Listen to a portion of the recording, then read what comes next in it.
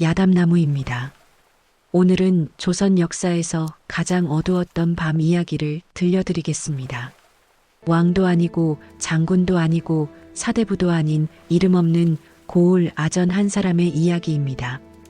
그가 한 일은 단 하나였습니다. 아무도 나서지 않던 밤에 혼자 일어선 것이었습니다. 때는 1457년 음력 10월 21일 밤이었습니다. 강원도 영월 동강가에 한 남자가 서 있었습니다. 차가운 강바람이 뼈속을 파고드는 늦가을 밤이었습니다. 강물은 검었습니다. 달은 구름 뒤에 숨어 있었습니다. 그의 눈앞에 펼쳐진 광경은 차마 눈 뜨고 보기 어려운 것이었습니다. 강물 위를 떠다니는 무언가가 있었습니다. 가늘고 고운 손가락 10개가 수면 위로 올라와 있었습니다. 그것이 조선의 왕이었습니다. 불과 몇 시간 전까지 살아있던 17살의 어린 임금이었습니다. 야사는 그날 밤을 이렇게 전합니다. 옥체가 둥둥 떠서 빙빙 돌아다니다가 다시 돌아오곤 하였는데 가늘고 고운 10손가락이 수면에 떠 있었다고 하였습니다. 강변에는 사람들이 있었습니다. 그들도 보았습니다. 그러나 아무도 나서지 않았습니다. 나설 수가 없었습니다. 세조의 엄명이 영월 고을 전체를 얼어붙게 만들고 있었기 때문이었습니다. 시신에 손을 대는 자가 있다면 삼족을 멸하리라. 이 말 한마디가 온 고을을 침묵시켰습니다. 삼족을 멸한다는 것은 자신만 죽는 것이 아니었습니다. 부모가 죽고 형제가 죽고 처자식이 죽고 친척이 죽는다는 뜻이었습니다. 그 공포 앞에 영월의 모든 사람들이 고개를 돌렸습니다. 그런데 그 밤 단 한 사람이 움직였습니다. 그의 이름은 엄도였습니다. 이 이야기를 제대로 이해하려면 시간을 거슬러 올라가야 합니다. 1457년보다 훨씬 전으로 돌아가야 합니다. 한 아이의 탄생으로 돌아가야 합니다. 1441년 음력 7월 23일 조선 땅에 사내아이 하나가 태어났습니다. 아버지는 훗날 문종이 되는 왕세자 이양이었습니다. 할아버지는 세종대왕이었습니다. 세종이 그토록 아끼던 손자였습니다. 그런데 그 아이의 탄생은 처음부터 슬픔으로 물들어 있었습니다. 어머니 현덕왕후가 아이를 낳은 다음 날 산욕으로 세상을 떠난 것이었습니다. 태어난 지 하루 만에 어머니를 잃은 아이였습니다. 그 아이의 이름이 바로 훗날의 단종 이용이었습니다. 세종은 어린 손자를 몹시 가여워했습니다. 병중에도 손자 곁을 자주 찾았습니다. 그러면서 세종은 늘 두려움을 품고 있었습니다. 자신도 몸이 좋지 않고 아들 문종도 병약했으며 그 사이에서 저 어린 손자가 과연 살아남을 수 있을까 하는 두려움이었습니다. 세종의 둘째 아들의 수양대군이라는 자가 있었습니다. 야심이 깊고 능력이 출중한 인물이었습니다. 세종은 그 수양대군이 언젠가 어린 손자의 왕권을 위협할 것을 알고 있었습니다. 그래서 죽기 전까지 그 손자를 걱정하고 또 걱정하였습니다. 그러나 걱정한다고 해서 막을 수 있는 일이 아니었습니다. 1450년 세종이 세상을 떠났습니다. 1452년 문종마저 즉위한 지 2년 만에 요절하였습니다. 그리하여 1452년 음력 5월 14일 이용희는 12살의 나이로 조선 제6대 왕위에 올랐습니다. 12살이었습니다. 버팀목이 되어줄 어른이 아무도 없는 12살의 왕이었습니다. 어머니는 태어난 다음 날 죽었고 할아버지 세종도 죽었고 아버지 문종도 죽었습니다. 왕위에 오른 순간부터 단종은 홀로였습니다. 조정의 신하들이 황표정사라는 방식으로 인사권을 독점하였습니다. 주요 신하들이 낙점한 사람의 이름에 누런 종이 쪽지를 붙이면 왕이 그대로 임명하는 방식이었습니다. 왕이 임명장에 도장을 찍는 행위 외에 할 수 있는 것이 거의 없었습니다. 실질적인 권력 없이 왕의 자리에만 앉아 있는 형편이었습니다. 그리고 1453년 음력 10월 수양대군이 움직였습니다. 계유정난이 일어났습니다. 수양대군은 군사를 동원하여 당시 단종을 보필하던 영의정 황보인과 좌의정 김종서 등을 살해하였습니다. 정권과 병권을 모두 손에 쥔 수양대군 앞에 12살의 단종이 할 수 있는 것은 아무것도 없었습니다. 단종을 아끼고 지켜주던 사람들이 하나씩 제거되었습니다.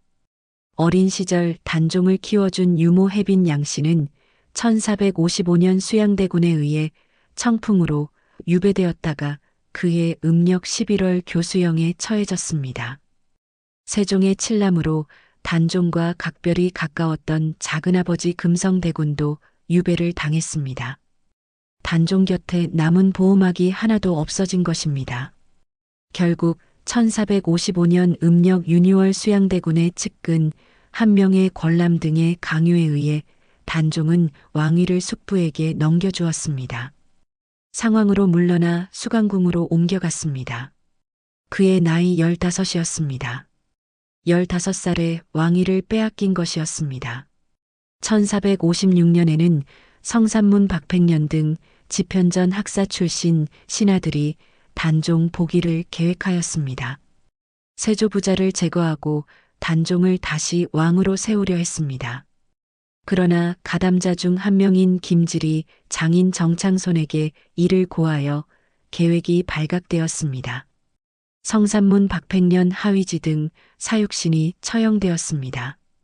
이 사건으로 단종은 상황에서 노상군으로 강등되었습니다. 왕족에서 군으로 격하된 것입니다. 그리고 1457년 음력 6월 22일 단종은 한양 도성문을 나서 영월 청령포로 유배의 길을 떠났습니다. 관리 3명과 군졸 10여 명의 호송을 받으며 광주, 여주, 원주, 평창, 춘천을 거쳐 7일 만인 음력 6월 28일 영월 청령포 적소에 도착하였습니다. 17살이었습니다. 세 방향이 강물로 막힌 섬이나 다름없는 그곳에서 단종의 유배 생활이 시작되었습니다. 영월 청령포는 차갑고 깊은 강물인 서강이 삼면을 감싸고 뒤로는 험한 암벽이 솟아있어 사실상 섬처럼 고립된 곳이었습니다. 배를 타지 않으면 오갈 수 없는 천연의 감옥이었습니다. 단종이 기거한 곳은 작은 목조 가옥이었습니다. 수행한 관리들과 군졸들은 단종을 감시하는 사람들이었지 섬기는 사람들이 아니었습니다. 단종은 그 섬 같은 모래밭 안에서 홀로 하루하루를 보냈습니다. 매일 뒷산에 올라 고향을 그리며 돌멩이를 주워 탑을 쌓았습니다. 그것이 오늘날 청령포에 남아있는 망향탑입니다. 어떤 날은 노산대라는 절벽 위에 올라 한양이 있는 쪽을 하염없이 바라보기도 했습니다. 소나무 한 그루가 그 외로운 왕을 지켜봤습니다. 지금도 청령포에 남아있는 수령 600년의 관음송입니다. 단종의 유배 생활을 지켜보고 그 절규를 들었다 하여 볼관에 소리음이라는 이름을 얻은 소나무입니다. 높이 30m의 줄기 둘레가 5m에 달하는 거대한 나무입니다. 오늘날 그 나무 앞에 서면 그 나무가 600년 전 그 아이를 보았다는 사실이 가슴 깊이 와닿습니다. 단종은 그 유배지에서 시를 짓기도 하였습니다. 자규르라는 누각에 올라 뻐꾸기 울음소리를 들으며 한 편의 시를 남겼습니다. 자규는 뻐꾸기를 뜻하는 말이지만 동시에 억울하게 왕위를 빼앗긴 총나라 왕두우의 넋지 뻐꾸기가 되었다는 중국 고사에서 비롯된 말이기도 합니다. 단종은 그 새소리에 자신의 처지를 빗대어 이렇게 읊었습니다. 1편 단심의 달 밝은 밤 깊고 깊으니 달이 더욱 밝은데 자규가 피를 뿌려 울부짖으니 피를 뿌리는 자규여 소리소리 청산 속에서 울부짖어도 산속 박명한 사람은 누구인고 스스로를 박명한 사람이라 하였습니다. 운명이 박한 사람. 그가 그것을 알고 있었습니다. 그러던 1457년 여름 홍수가 났습니다.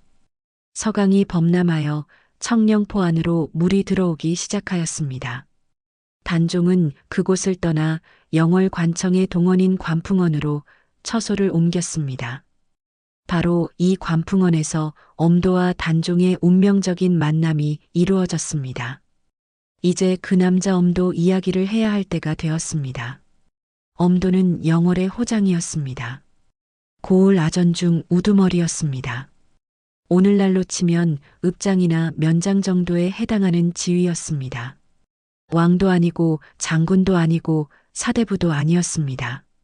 나라의 녹을 받는 관리도 아닌 그저 고을을 지키는 말단 아전이었습니다. 판관 엄한저의 장남으로 영월 지역 아전 중 으뜸가는 위치에 있었지만 조정의 권력과는 거리가 멀었습니다. 생몰 연도가 정확히 전해지지 않아 그가 몇 살이었는지조차 알 수 없습니다.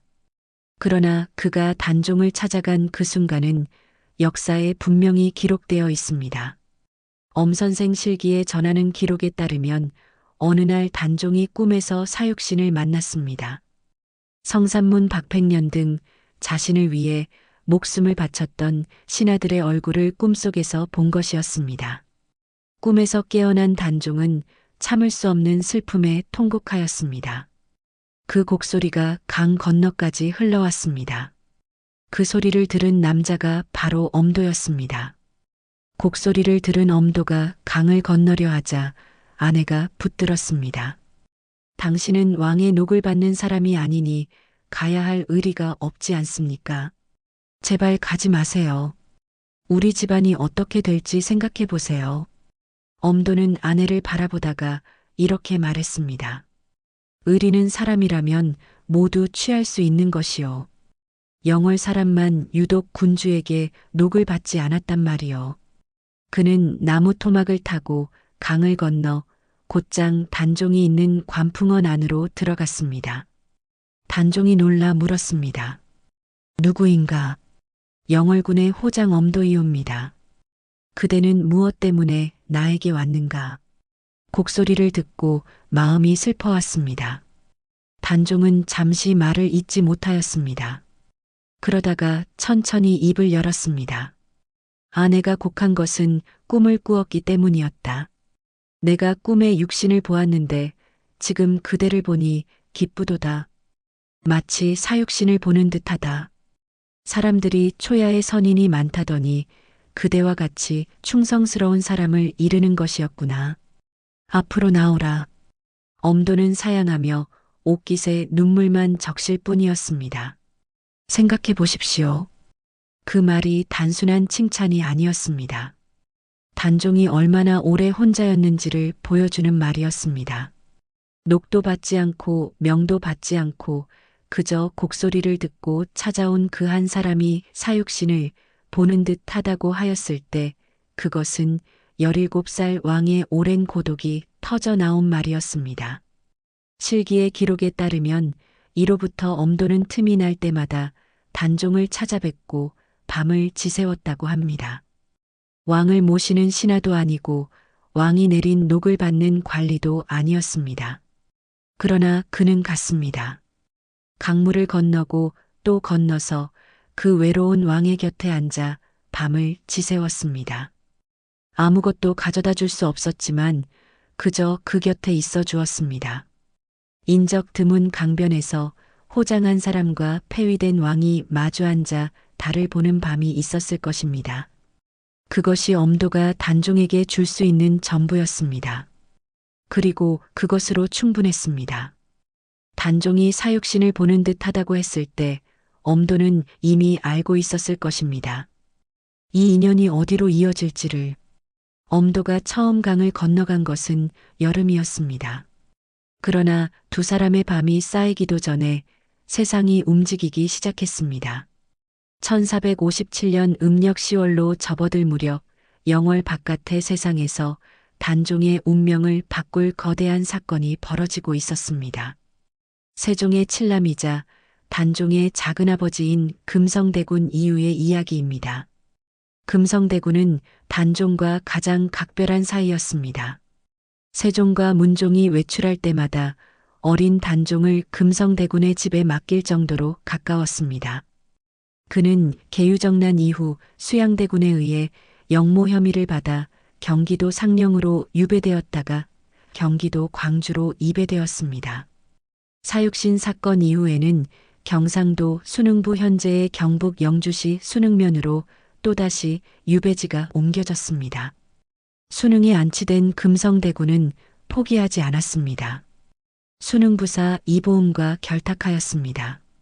그리고 고을의 군사와 향리를 모으고 경상도 도내의 사족들에게 경문을 돌려 의병을 일으킬 계획을 세웠습니다.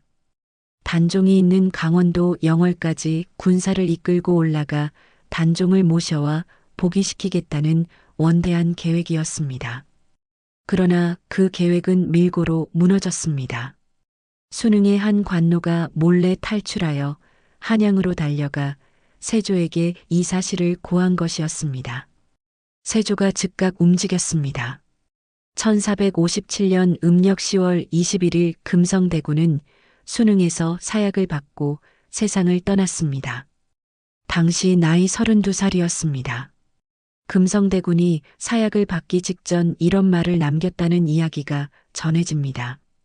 사약을 받기 전 고개를 돌려 북쪽 한양이 아니라 영월 쪽을 향해 절을 올렸다고 합니다. 내 임금은 저쪽에 계십니다. 그 말과 함께 영월을 향해 마지막 절을 올리고 생을 마쳤다고 전해집니다. 금성대군의 소식이 한양에 퍼지자 신숙주 정인지 등 세조의 측근 신하들이 연일 상소를 올렸습니다. 노상군을 더 이상 살려두어서는 안 된다는 내용이었습니다. 단종이 살아있는 한 그 이름이 언제든 복위운동의 깃발이 될 수 있었기 때문이었습니다. 세조는 결국 결정을 내렸습니다. 같은 날 음력 10월 21일 영월로 사약이 내려갔습니다. 금부도사 왕방연이 사약을 들고 영월 관풍원에 도착하였습니다. 그러나 왕방연은 쉽게 들어가지 못했습니다. 한참 뜰 앞에서 머뭇거렸습니다. 그때 단종이 먼저 나왔습니다. 관복을 갖추어 입고 마루로 나온 단종이 왕방연에게 물었습니다. 무슨 일로 왔는가?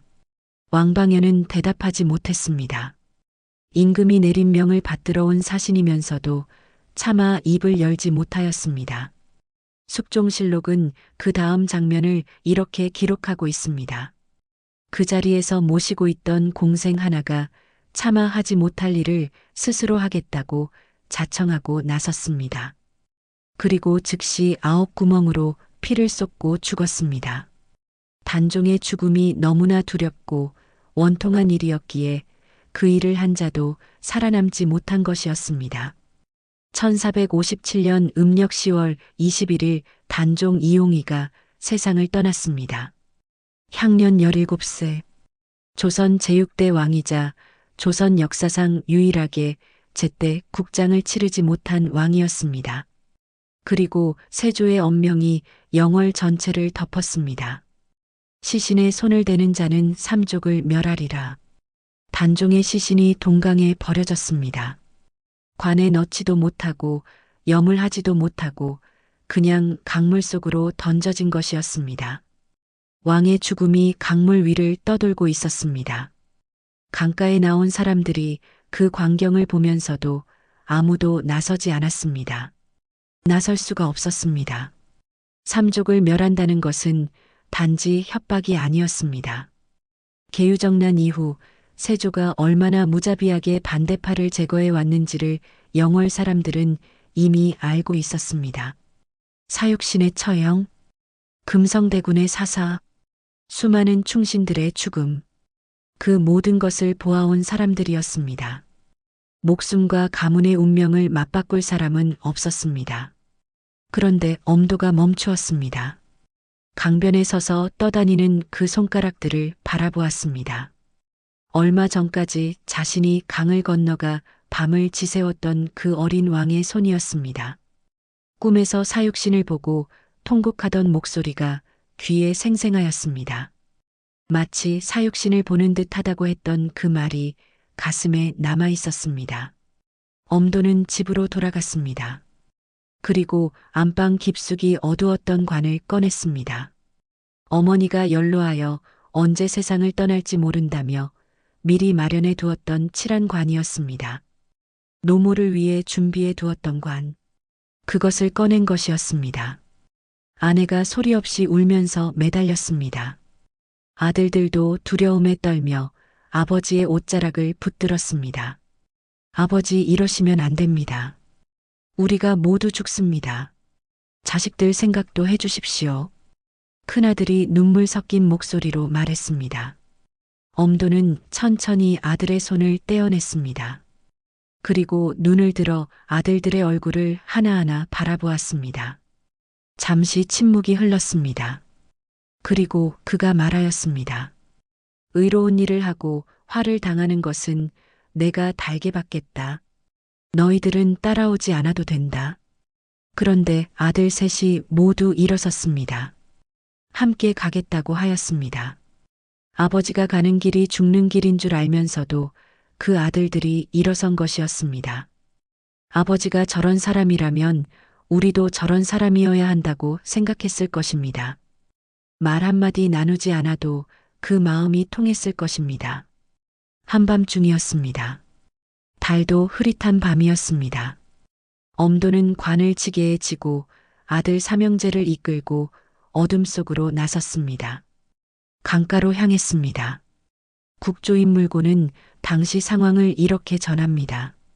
화가 내릴 것이라고 하면서 만류하는데도 엄도가 말하기를 의로운 일을 하고 화를 당하는 것은 달게 여기겠다 두려워할 일이 아니라고 하였다는 것입니다. 강변에 도착하였습니다. 어둠 속에서 그들은 조심스럽게 단종의 옥체를 건졌습니다. 말없이 소리 없이 빠르게 움직였습니다. 관에 옥체를 넣고 산바로 감쌌습니다. 노모를 위해 준비해 두었던 칠한 관이 이렇게 쓰이게 된 것이었습니다. 엄도는 그 관을 지게에 지고 동을지산 쪽으로 방향을 잡았습니다. 영월 북쪽 오리 남짓되는 방향이었습니다. 밤이 깊어갈수록 기온이 떨어졌습니다. 눈이 내리기 시작했습니다. 눈보라가 몰아쳤습니다. 아들들이 관을 번갈아지며 산을 올랐습니다. 말 한마디 없이 걸었습니다. 숨을 죽이며 걸었습니다. 눈이 점점 깊어졌습니다. 어느 순간 앞서가던 엄도가 멈추었습니다. 산속에서 노루 한 마리가 깜짝 놀라 달아나는 것이 보였습니다. 그 노루가 잠들었다 달아난 자리였습니다. 그곳만 눈이 쌓이지 않아 땅이 드러나 있었습니다. 엄도는 그 자리를 바라보다가 천천히 무릎을 꿇었습니다. 아들들에게 눈짓을 하였습니다. 아들들이 말없이 땅을 파기 시작하였습니다. 눈을 헤치고 흙을 파서 단종의 옥체를 모셨습니다. 봉분을 제대로 쌓을 수 없었습니다. 높이 두 자도 채 되지 않는 작은 무덤이었습니다. 한양에서라면 왕의 장례는 수십일에 걸쳐 치러졌을 것입니다. 수백 명이 동원되고 으리으리한 능력이 조성되었을 것입니다. 그러나 이 밤 단종의 장례는 아버지와 아들 셋이 눈보라를 맞으며 치르는 것이 전부였습니다. 엄도는 무덤 앞에 무릎을 꿇고 이마를 땅에 조아렸습니다. 오래도록 그 자리에 있었습니다. 마지막 예를 올리는 것이었습니다. 그것이 한 사람이 다른 사람에게 해줄 수 있는 마지막이었습니다. 눈보라가 그들의 등을 두드렸습니다. 차가운 바람이 소나무 사이를 울었습니다. 아버지와 아들 셋은 말없이 그 자리에 있었습니다. 얼마나 오래 있었는지 모릅니다. 그러나 그들은 그 자리를 쉽게 떠나지 못했을 것입니다. 저 작은 무덤 안에 누운 사람이 불과 몇 달 전까지 강 건너에서 뻐꾸기 소리를 들으며 시를 은던 17살의 왕이었기 때문이었습니다. 꿈에서 사육신을 보고 통곡하던 그 왕이었기 때문이었습니다. 마치 사육신을 보는 듯하다고 했던 그 왕이었기 때문이었습니다. 장례를 마친 엄도는 서둘러 집으로 돌아왔습니다. 그리고 그날 밤 안으로 가솔 전부를 이끌고 영월을 떠났습니다. 야반도주였습니다. 이튿날 아침 단종의 시신과 엄도 일가가 동시에 사라진 것을 관에서 알게 되었습니다. 수색이 시작되었습니다. 그러나 영월 마을 사람들은 엄도 일가가 어디로 갔는지 짐작하고 있었지만 아무도 관에 고하지 않았습니다. 조선 왕조실록에 전하는 내용이 바로 이것입니다. 단종의 시신과 엄도가 하루아침에 사라지자 관에서 엄도 일가의 행방을 수색하였는데 마을 사람들은 그들이 숨은 곳을 짐작하고 있었지만 아무도 관에 고하지 않아서 찾지 못했다고 합니다. 백성들이 엄도를 지켜준 것이었습니다. 관에 고하면 상을 받을 수 있었을 것입니다. 그러나 아무도 그렇게 하지 않았습니다. 그것이 영월 사람들이 선택한 침묵이었습니다. 단종이 묻힌 무덤도 마찬가지였습니다. 봉분도 없고 표지석도 없어 겉으로는 주변의 다른 무덤들과 구별이 되지 않았습니다. 그러나 영월 사람들은 알고 있었습니다. 어린아이들도 그 자리에서 놀 때 그 방향으로는 절대 돌을 던지지 않았다고 전해집니다. 기록되지 않은 기억이 백성들의 마음속에서 살아남은 것이었습니다. 이제 그 밤 이후 엄도가 어떻게 살았는지를 이야기해야 합니다. 그가 영월을 떠난 것은 도망이었습니다. 그러나 그것은 살기 위한 도망이 아니었습니다. 가족을 살리기 위한 도망이었습니다. 의로운 일을 했으니 화를 달게 받겠다고 했지만 그 화가 자식들에게 미치는 것은 막아야 했습니다. 그 마음이 그를 수백 리 낯선 땅으로 이끌었을 것입니다. 전해지는 기록에 따르면 엄도 일가가 몸을 숨긴 곳은 경상도 언양현 왕방리 금곡촌이었습니다. 지금의 울산 지역이었습니다. 영월에서 수백 리 떨어진 곳이었습니다. 그는 그곳에서 철저하게 숨었습니다. 호장이라는 직함도 버렸습니다. 엄도라는 이름도 드러내지 않았습니다. 아내와 아들들과 며느리들과 손자들까지 모두 함께 숨었습니다. 자신이 무슨 일을 했는지 아무에게도 말하지 못했습니다. 말하는 순간 알려질 수 있었고 그것은 곧 삼족이 멸하는 것을 의미했습니다. 그 침묵이 얼마나 무거웠을지 생각해 보십시오. 사람은 자신이 옳은 일을 했다고 생각할 때 그것을 누군가에게 말하고 싶어집니다. 그러나 엄도는 말할 수 없었습니다. 아니 말해서는 안 되었습니다. 그것을 알면서도 그 일을 한 것이었습니다. 그런데 그에게는 또 다른 짐이 있었습니다. 단종이 입고 있던 옷을 품 안에 가지고 있었기 때문이었습니다. 시신을 수습할 때 단종이 입었던 옷을 따로 챙겨온 것이었습니다. 그 옷을 어떻게 해야 할지 엄도는 생각하고 또 생각했을 것입니다. 그리고 결국 그는 충청도 계룡산 동학사로 향했습니다. 그곳에 생육신 중 한 사람인 매월당 김시습이 있었기 때문이었습니다. 김시습은 단종이 폐위되었다는 소식을 듣고 통곡하며 공부하던 책을 불태우고 전국을 방랑하던 인물이었습니다. 단종을 위해 제사를 올리고 사육신의 시신을 거두어 노량진에 묻어준 것도 김시습이었습니다. 엄도가 단종의 옷을 들고 동학사로 찾아간 것은 이 두 사람이 같은 마음이었기 때문이었습니다. 둘 다 왕도 아니었고 신하도 아니었고 조정에 아무런 연줄도 없는 사람들이었습니다. 그러나 둘 다 옳은 것이 무엇인지 알고 있었습니다. 동학사에서 엄도와 김시습은 함께 단을 쌓았습니다. 단종이 남긴 옷을 올려놓고 초혼을 부르며 제사를 지냈습니다. 혼이나마 불러 예를 갖추려 한 것이었습니다.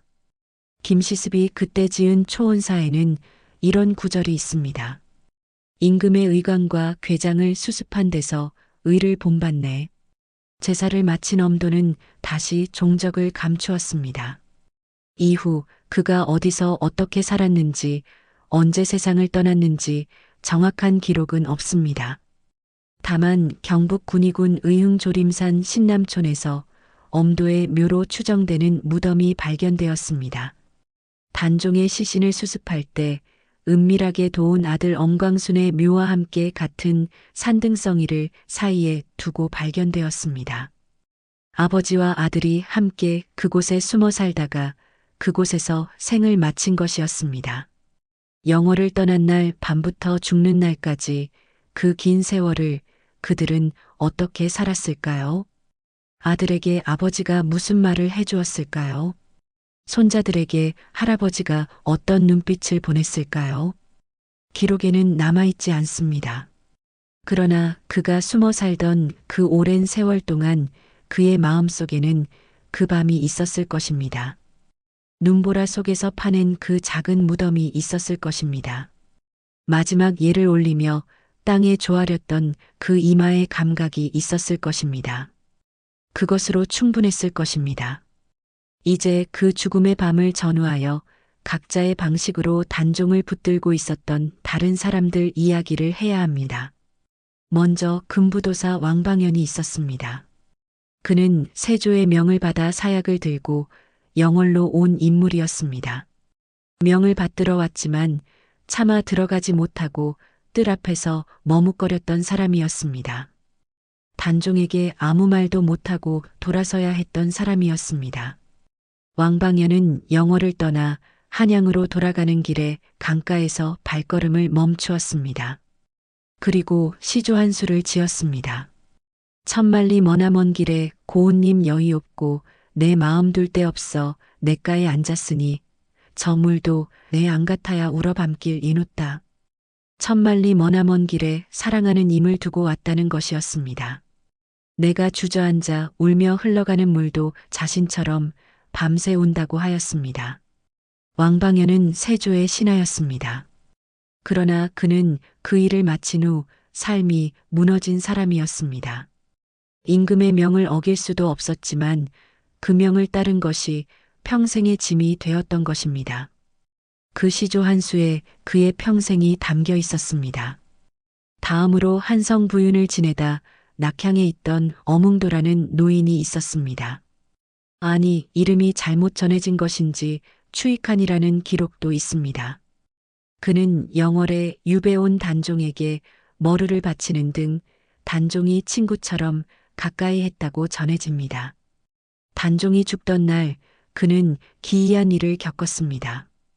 단종이 골룡포를 입고 나타나 태백산으로 가는 길이오라고 말하더니 사라졌다는 것입니다. 노상군으로 강등된 단종이 왕의 오신 골룡포를 입고 나타났다는 것은 어쩌면 그 혼이 마지막으로 왕의 모습을 되찾은 것처럼 느껴지게 합니다. 놀란 그가 달려가 보니 단종은 이미 죽어 있었습니다. 그는 그 자리에서 통곡하며 강가로 달려갔고 거기서 스스로 목숨을 끊었다고 전해집니다. 그때 나이 75세였습니다. 75살의 노인이 17살의 왕을 따라 생을 마친 것이었습니다. 그리고 무엇보다 단종의 아내 정순왕 후 송씨가 있었습니다.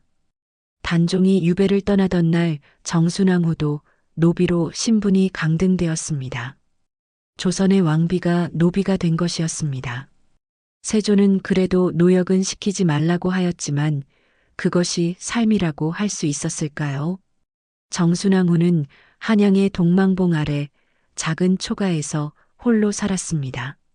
청령포가 있는 영월을 향해 매일 동쪽 봉우리 위에 올라 남편이 있는 방향을 바라봤다 하여 동망봉이라는 이름이 붙었습니다. 그리고 1521년 중종 16년 정순왕 후가 세상을 떠났습니다. 단종이 죽은 1457년으로부터 64해가 지난 뒤의 일이었습니다. 그녀는 64해를 그렇게 살았습니다. 64해 동안 단 한 번도 남편의 억울함이 풀리는 것을 보지 못하고 세상을 떠난 것이었습니다. 왕방연은 시조 한 수로 평생의 죄책감을 담았고 그 노인은 목숨으로 뒤를 따랐으며 정순왕 후는 64해의 긴 고독으로 그 이름을 지켰습니다. 그리고 엄도는 관을 지게해 지고 눈보라 속으로 걸어 들어갔습니다. 누구도 강요하지 않은 일이었습니다. 아무도 알아주지 않을 일이었습니다. 당장 목숨을 잃을 수도 있는 일이었습니다. 그러나 그들은 각자의 자리에서 각자의 방식으로 그 어린 왕 곁에 있었습니다. 조선이 잊으려 했던 그 이름을 이 사람들이 기억하고 있었습니다. 역사가 침묵시키려 한 그 죽음을 이 사람들이 울면서 붙들고 있었습니다. 이제 그 이후의 이야기를 해야 합니다. 엄도가 영월을 떠나 숨어 산 지 59해가 지났습니다. 1516년 중종 11년이었습니다. 중종의 어명을 받은 우승지 신상이 강원도 영월로 파견되었습니다. 단종의 무덤을 찾아 제사를 올리고 결과를 보고하라는 임무였습니다. 단종이 세상을 떠난 지 59해가 지난 뒤에야 왕이 신하를 보내 제사를 올리게 한 것이었습니다. 신상이 영월에 도착하여 사람들에게 물었습니다. 단종의 무덤이 어디 있느냐고.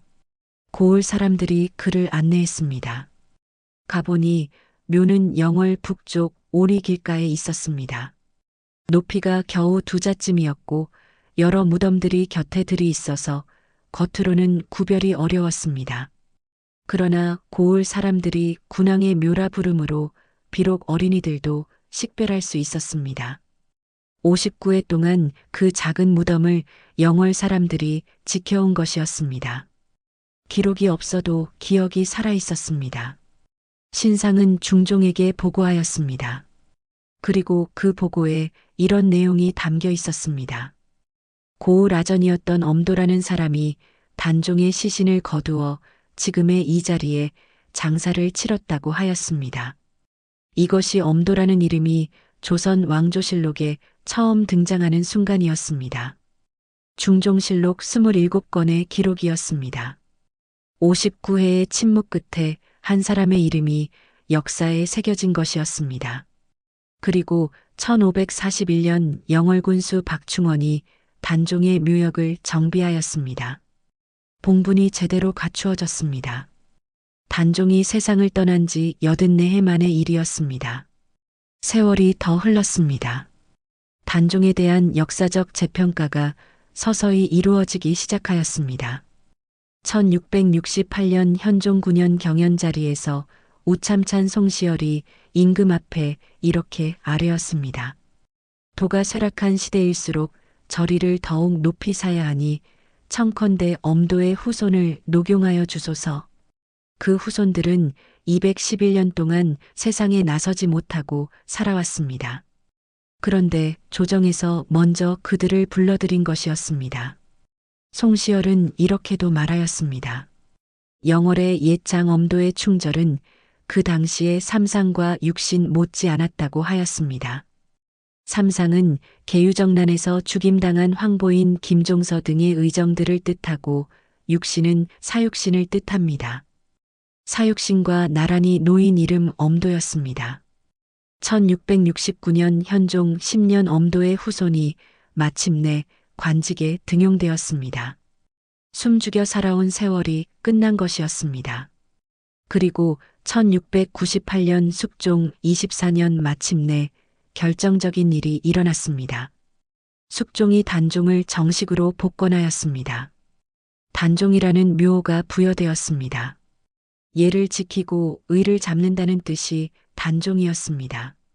능은 장능이라 하였습니다.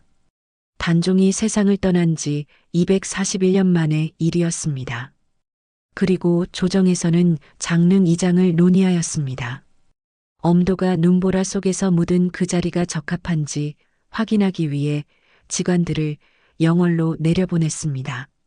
직관들이 그 자리를 살펴보고 돌아와 보고하였습니다. 이장할 필요가 없어옵니다. 그 자리가 이미 천하의 명당이옵니다. 눈보라 치던 밤 노루가 잠들었다 달아난 그 자리. 엄도가 고른 그 자리가 직관들이 인정한 천하의 명당이었습니다. 장릉은 그 자리에 그대로 남았습니다. 조선 왕릉 가운데 서울이나 경기도가 아닌 유일한 능이 바로 영월 장릉입니다. 그 능은 지금도 그 자리에 있습니다. 엄도가 고른 자리에 단종이 복권된 1698년 조정은 엄도에 대한 추증을 시작하였습니다. 공조자랑을 시작으로 공조참판 공조판서에 이르기까지 차례로 높은 관직이 추증되었습니다. 생전에 영월호장에 불과했던 그가 사후에 공조판서의 지위를 받게 된 것이었습니다. 같은 해에 엄도는 사육신과 함께 영월 창절사에 배양되었습니다. 성산문 박팽년 하위지 이계 유성원 유흥부 목숨을 바쳐 단종을 지키려 했던 사육신과 나란히 목숨을 걸고 단종을 묻어준 엄도가 함께 모셔진 것이었습니다. 영조 때는 정문이 내려졌습니다. 충절을 기리는 정려문이 세워진 것이었습니다. 그리고 1876년 고종 13년 엄도에게 시호가 하사되었습니다. 충의공, 충성스럽고 굳센 공이라는 뜻이었습니다. 영월 장릉의 능력 안에 오늘날 그의 정력학과 가묘가 조성되어 있습니다.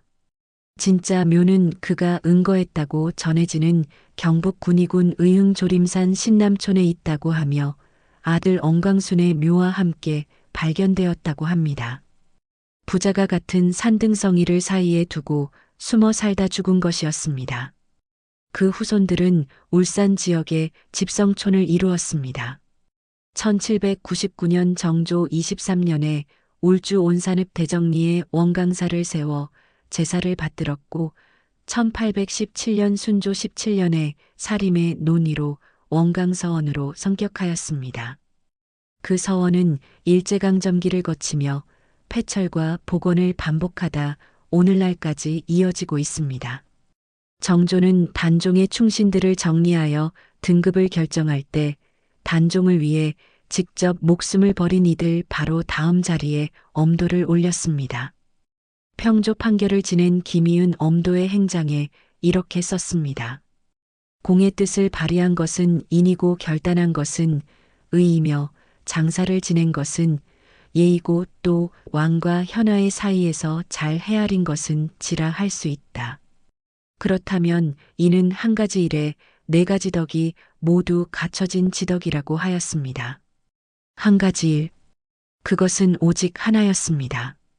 그날 밤 관을 지게에 지고 아들 셋을 이끌고 눈보라 속으로 나선 것. 그것이 전부였습니다.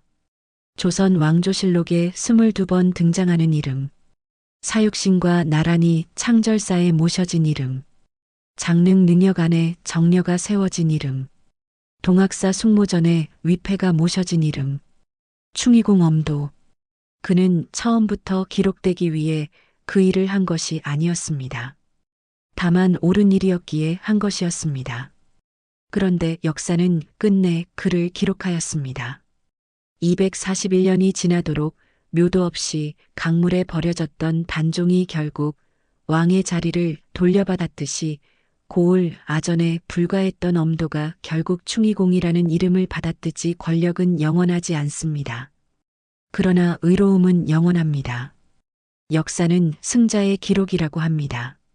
그러나 그 기록 안에서도 끝내 살아남는 이름들이 있습니다. 아무도 나서지 않던 그 밤 혼자 일어선 한 사람의 이름이 그것입니다.